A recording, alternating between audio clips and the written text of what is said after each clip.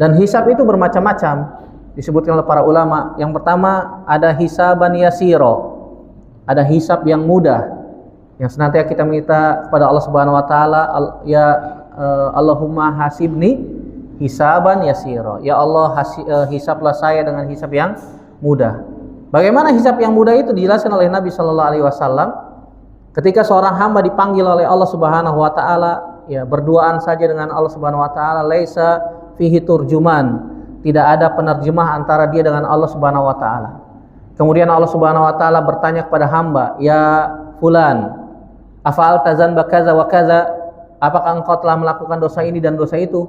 Kemudian dia i'tiraf, kemudian dia mengaku,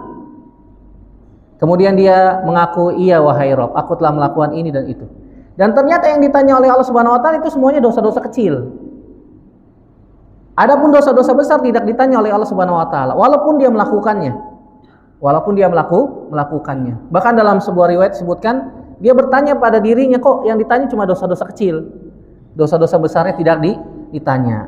Kemudian Allah Subhanahu Wa Taala mengatakan, pada hari ini telah aku ampuni seluruh dosa-dosa kamu. Kemudian dia dimasukkan ke dalam surga dengan rahmat dari Allah Subhanahu Wa Taala. Yang kedua ada orang yang dihisab dengan hisaban syadidan, dengan hisab yang berat, ya, dengan hisab yang berat. Allah Subhanahu Wa Taala timbang dulu amalnya, ya, dan Allah Subhanahu Wa Taala tampilkan dosa-dosanya di hadapan makhluk, ya. Kemudian setelah ditampilkan, dia diazab oleh Allah Subhanahu Wa Taala. Dan ternyata setelah ditimbang, amal buruknya lebih berat. Tapi ternyata dia dimasukkan ke dalam neraka bukan karena azab yang selamanya, yang abadi, tidak. Bukan sebagai azab yang abadi, tapi sebagai tathir, sebagai pembersih dosa. Setelah dosa-dosanya bersih, maka suatu saat Allah Subhanahu Wa Taala akan keluarkan dia dari api neraka, dan kemudian Allah masukkan dia ke dalam surga. Kalau sudah masuk ke dalam surga, khalidan mukhalladan fiha abada. Kalau sudah masuk surga, maka dia akan kekal selama-lamanya. Dengan syarat apa? Punya iman. Iman. Allah Subhanahu Wa Taala tidak akan zalim terhadap hambanya.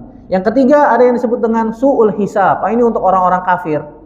Untuk orang-orang kafir yang mati tidak membawa iman sedikit pun juga. Begitu juga untuk orang-orang munafik i'tiqad, yang mereka menampilkan keislaman tapi ternyata di dalam hatinya apa? Terdapat kebencian, bahkan memerangi kaum muslimin. Maka mereka yang disebutkan oleh Allah Subhanahu Wa Taala fid darkil asfali minan nar. Mereka